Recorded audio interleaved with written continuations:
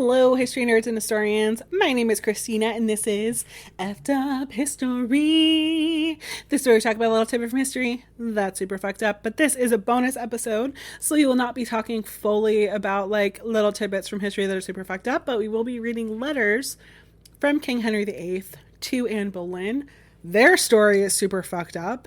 If you need a little bit of a refresher, go back to the last episode where I talk about their entire relationship and everything that happens. But I did say that I was thinking about doing an episode where I just read the letters that Henry VIII wrote to her.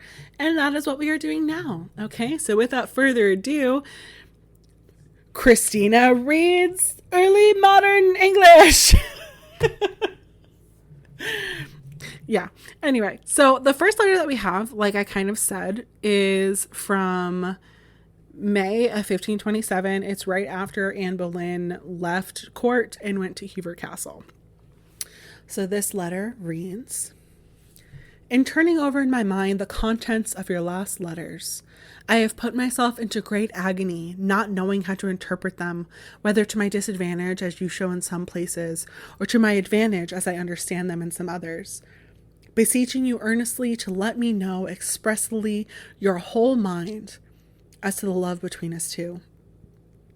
It is absolutely necessary for me to obtain this answer, having been for above a whole year stricken with the dart of love, and not yet sure whether I shall find a finding place in your heart and affection, which last point had prevented me for some time past from calling you my mistress. Because if you only love me with an ordinary love, that name is not suitable for you, because it denotes a singular love, which is far more common. But if you please to do the office of a true loyal mistress and friend, and to give up yourself, body and heart, to me who will be and have been your most loyal servant, if your rigor does not forbid me, I promise you that not only the name shall be given you, but also that I will take you for my only mistress, casting off all others besides you out of my thoughts and affections, and serve you only. I beseech you to give an entire answer to this my rude letter, that I may know on what and how far I may depend. And if it does not please you to answer me in writing, appoint some place where I may have it by word of mouth, and I will go thither with all my heart, no more, for fear of tiring you. Written by the hand of him who will willingly remain yours, H.R." The next letter we have is undated, but it was believed to be written soon after this, and is a very short letter. It says, "Though it is not fitting for a gentleman to take his lady in the place of a servant, yet, complying with your desire, I willingly grant it to you. If thereby you can find yourself less uncomfortable in the place chosen by yourself than you have been in that which I gave you, thinking you cordially that you are pleased still to have some remembrance of me." The third letter is also undated, but it's believed to be right after the second one. And it says, "Although, my mistress, it has not pleased you to remember the promise you made me when I was last with you, that is to hear good news from you and to have an answer to my last letter, yet it seems to me that it belongs to a true servant, seeing that otherwise he can know nothing, to inquire the health of his mistress, and to acquit myself of the duty of your true servant. I send you this letter beseeching you to apprise me of your welfare, which I pray to God may continue as long as I desire mine own. And to cause you yet oftener to remember me, I send you, by the bearer of this, a buck killed late last night by my own hand, hoping that when you eat out of it, if you may think of the hunter. And thus, for want of room, I must end my letter, written by the hand of your servant, who very often wishes for you instead of your brother, H.R." So like a little bit of context with that. When he says who very often wishes for you instead of your brother, it's because her brother George Boleyn was sort of like the liaison between the two. They would use him to pass letters back and forth to each other. If there were things that they wanted to say to each other that were not written in the letters, they would just tell George and he would go and like pass the message along for them. So he was like very, very trusted. And he was very like loved by both of them during this time, which, I mean, is not, it doesn't end well for him. But yeah, so that's sort of what that part means. And then there's like a comment on this. I'm reading this from the AnneBoleynFiles.com. It's like a really, really great resource. And there's actually someone who left a comment on this page who basically is like, being a hunter, he enjoyed the chase. And once he like successfully caught whatever he was chasing, he lost interest and he was just looking for the next chase. And like that just seems so true with Henry VIII later on in his life, that he's just like chasing that new relationship energy, right? So the next letter 4 that we have, is the last of the undated letters, but it's believed to be written right after this last one that I just read. And it reads, "My mistress and friend, my heart and I surrender ourselves into your hand, beseeching you to hold us commended to your favor, and that by absence your affection to us may not be lessened. For it were a great pity to increase our pain, of which absence produces enough, and more than I could ever thought could be felt. Reminding us of a point in astronomy, which is this: the longer the days are, the more distant is the sun, and nevertheless the hotter. So is it with our love. For by absence we are kept at distance from one another, and yet it retains its fervor, at least on my side. I hope the like on yours, assuring you that on my part, the pain of absence is already too great for me, and when I think of the increase of that which I am forced to suffer, it would be almost intolerable.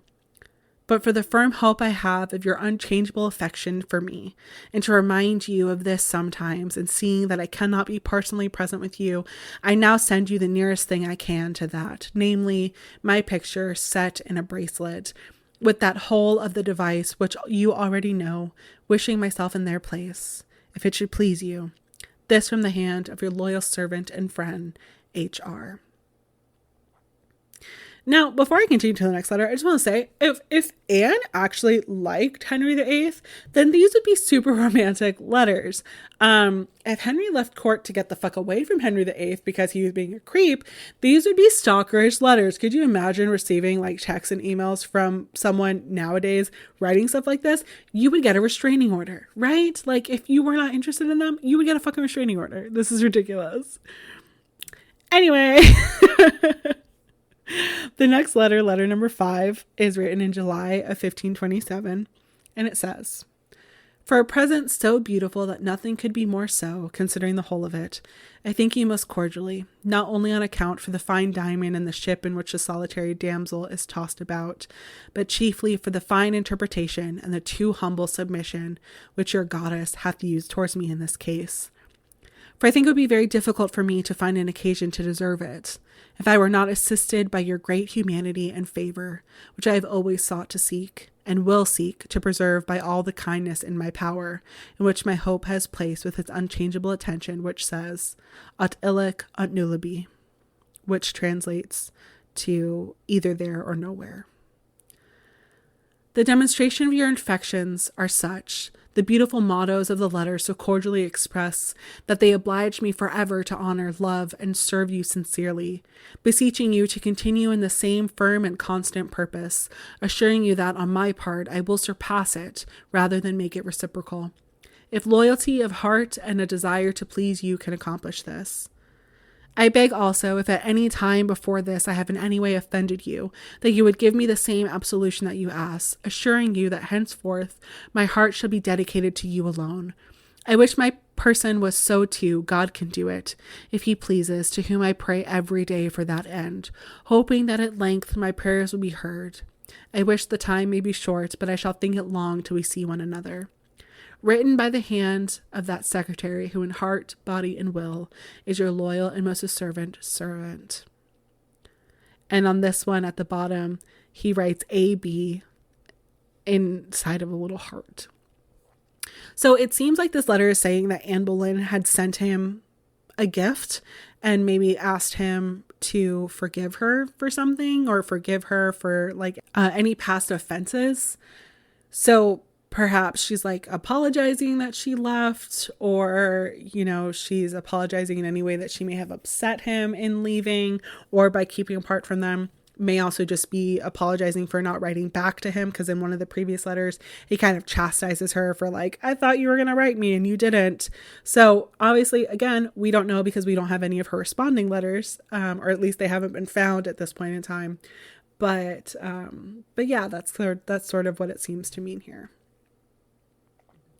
The next letter comes from that same month, July 1527, and it reads, "To my mistress, because time seems very long since I heard concerning your health, and you, the great affection I have for you, has induced me to send you this bearer, to be better informed of your health and pleasure, and because since my parting from you, I have been told that the opinion in which I left you is totally changed, and that you would not come to court either with your mother if you could or in any other manner, which report, if true, I can sufficiently marvel at, because I'm sure that I have since never done anything to offend you, and it seems a very poor return for the great love which I bear you to keep me at a distance, both from the speech and the person of the woman that I esteem most in the world.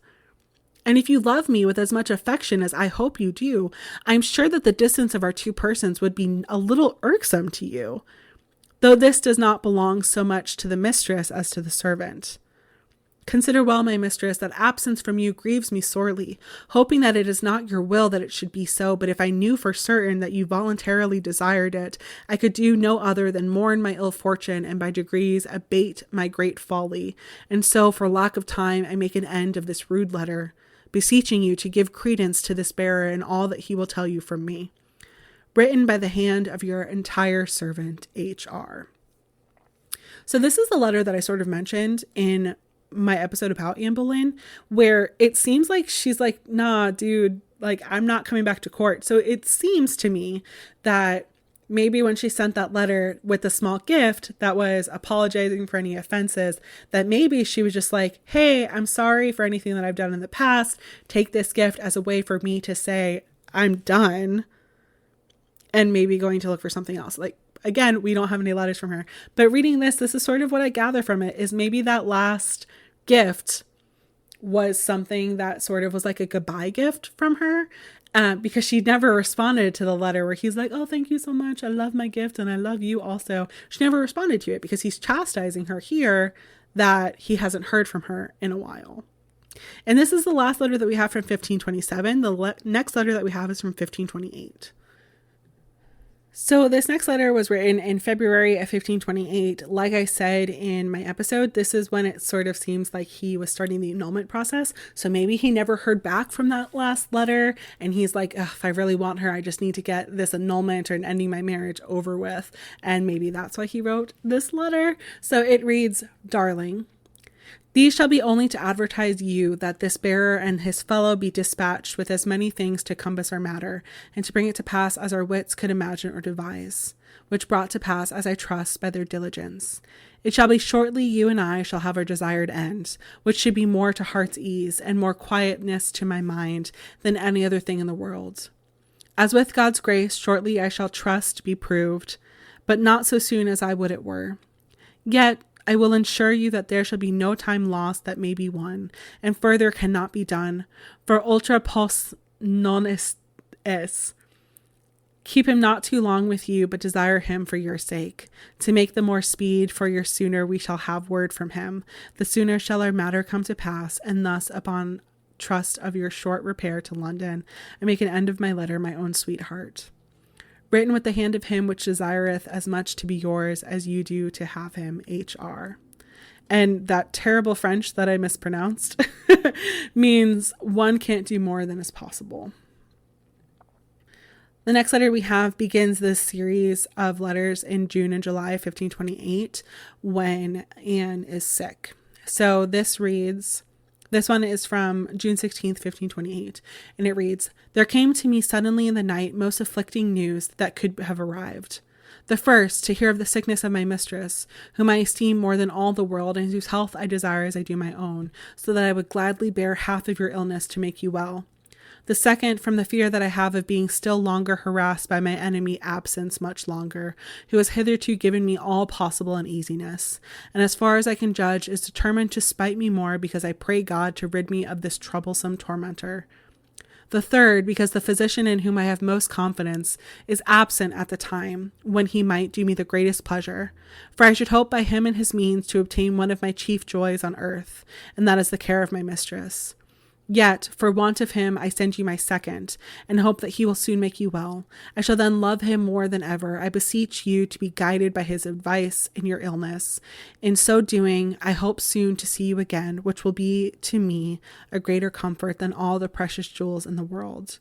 Written by that secretary who is, and for forever will be, your loyal and most assuaged servant, H.A.B.R. The next letter is from that same month, June 20th of 1528. And it reads, "The uneasiness my doubts about your health gave me disturbed and alarmed me exceedingly, and I should not have had any quiet without hearing certain tidings. But now, since you have as yet felt nothing, I hope, and am assured that it will spare you, as I hope it is doing with us. For when we were at Walton, 2 ushers, 2 valets de chambers, and your brother, Master Treasurer, fell ill, but are now quite well. And since we have returned to our house at Hudson, we have been perfectly well, and have not at present one sick person, God be praised. And I think if you would retire from Surrey as we did, you would escape all danger. There is another thing that may comfort you, which is that, in truth, this distemper few or no women have been taken ill, and what is more, no person of our court and few elsewhere has died of it, for which reason I beg you, my entirely beloved, not to frighten yourself, nor to be too uneasy at our absence. For wherever I am yours. And yet we must sometimes submit to our misfortunes, for whoever will struggle against fate is generally but so much the farther from gaining his end. Wherefore comfort yourself and take courage and avoid the pestilences as much as you can. For I hope shortly to make you sing. No more at present from lack of time, but that I wish you in my arms, that I might dispel your unreasonable thoughts. Written by the hand of him who is and always will be yours, H.R." This next letter was written on June 22nd, 1528, about 2 days later. It says, "The cause of my writing at this time, good sweetheart, is only to understand of your good health and prosperity, whereof to know I would be as glad as a manner mine own, praying God that, and it be in his pleasure, to send us shortly together, for I promise you I long for it. Howbeit, I trust it shall not be long, and seeing my darling is absent, I can do no less than to send her some flesh representing my name, which is heart flesh for Henry, prognosticating that hereafter, God willing, you may enjoy some of mine, which he pleased I would were now. As touching your sister's matter, I have caused Walter Wise to write to my lord mine therein, whereby I must that Eve shall have power to deceive Adam, for surely whatsoever is said, it cannot stand with his honor, that he must need take her, his natural daughter, now in her extreme necessity. No more to you at this time, my own darling, but that with a wish, and I would have we were together this evening. With the hand of yours, H.R." This letter was written in July of 1528, and it reads, "Since your last letters, mine own darling, Walter Welsh, Master Brown, Thomas Kerr, Grian of Brereton, and John Coke, the apothecary, be fallen of the sweat in this house, and thanked be God, are all well recovered, so that as yet the plague is not fully seized here, but I trust shortly it shall. By the mercy of God, the rest of us yet be well, and I trust shall pass it, either not to have it, or at the least as easily as the rest have done. As touching the matter of Wilton, my Lord Cardinal hath had the nuns before him and examined them, Mr. Bell being present, which hath certified me for a truth she had confessed herself, which we would have had a best, to have had 2 children by 2 sundry priests, and further, since hath been kept by a servant of the Lord, broke that was, and that not long ago. Wherefore I would not, for all the gold in the world, clog your conscience nor mine to make her ruler of a house which is so ungodly demeanor. Nor I trust you would that neither for brother nor sister I should so disdain mine honour or conscience. And as touching the prioress, the Dame Eleanor's eldest sister, though there is not evident case pressed against them, that the prioress is so old that for many years she could not be as she was named, yet notwithstanding to do you pleasure, I have done that neither of them shall wilt have it. But that some other good and well-disposed woman shall have it, and whereby the house shall be the better reformed, whereof I ensure you that I had much need, and God had much better served. As touching your abode at Hever, do therein as best as shall you like, for you shall know what air doth best with you. But I were it were come thereto, if it please God, that neither of us need care for that. For I assure you I think it long. Such is fallen sick of the sweat, and therefore I send you this bearer, because I think you long to hear things of tidings from us, as we do likewise hear from you. HR. I'm not sure what he's necessarily talking about in that letter. There's not any comments on the page that explain it a little bit more. I can look into it more, but I'm not. The next letter was written on July 20th of 1528. It reads, "The approach of time for which I have so long waited rejoices me so much that it seems almost to have come already. However, the entire accomplishment cannot be till the two persons meet, which meeting is more destined by me than anything in this world. For what joy can be greater upon earth than to have the company of her who is dearest to me, knowing likewise that she does the same in her part, and thought of which gives me greatest pleasure. Judge what an effect the presence of that person must have on me, whose absence has grieved my heart more than either words or writing can express, and which nothing can cure. And that begging you, my mistress, to tell your father from me that I desire him to hasten the time appointed by 2 days, that he may be at court before the old term, or at farthest on the day prefixed, for otherwise I shall think he will not do the lover's turn, and he said he would, nor answer my expectation. No more at present for lack of time, hoping shortly that by word of mouth I shall tell you the rest of our sufferings endured from MC to your absence. Written by the hand of the secretary who wishes himself at this moment privately with you, and who is always will be your loyal and most assured servant, H. No other A.B. seek, R." This next letter was written the next day on July 21st, 1521. It says, "Darling, I heartily recommend me to you, ascertaining you that I am not a little perplexed with such things as your brother shall on my part declare unto you, to whom I pray you give full credence, for it were too long to write. In my last letter I writ to you that I trusted shortly to see you, which is better known at London than with any that is about me. Whereof I not a little marvel, but lack of discreet handling must needs be the case of. No more to you at this time, but that I trust shortly our meeting shall not depend upon other men's light handings, but upon our own. Written with the hand of him that longeth to be yours, H.R."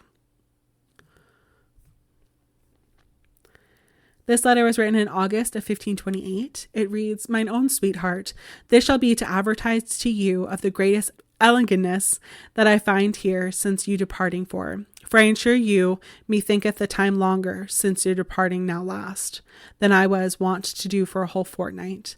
I think your kindness and my fervency of love causeth it, for otherwise I would not have thought it possible that for so little a while it should have grieved me. But now that I am coming towards you, methinketh my pains half removed. And I am right well comforted in so much that my book maketh substantially for my matter, in looking whereof I shall spend above 4 hours this day, which causeth me now to write the shorter letter to you at this time, because of some pain in my head, wishing myself, especially in evening, in my sweetheart's arm, whose pretty duckies I trust shortly to kiss. Written by the hand of him that was, is, and shall be yours by his own will, H.R." So here's the ducky letter. I didn't realize that this was transcribed when I was skimming through these earlier. Here's the duckies letter.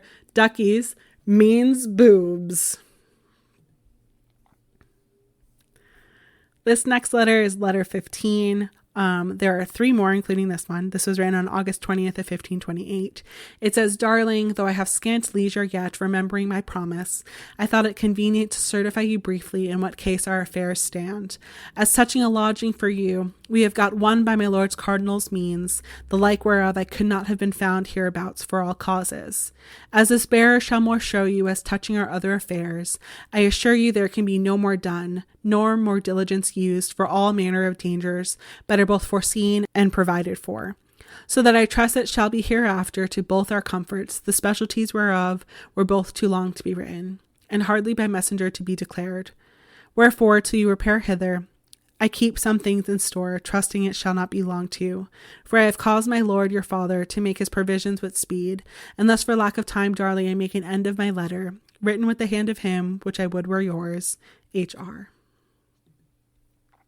This next letter was written on September 16th, 1528. It reads, "The reasonable request of your last letter, with the pleasure also that I take to know them true, causeth me to send you these news. The legate which we most desire arrived at Paris on Sunday or Monday last past, so that I trust by the next Monday to hear of this arrival at Calais. And then I trust within a while after to enjoy that which I have so longed for, to God's pleasure of our both comforts.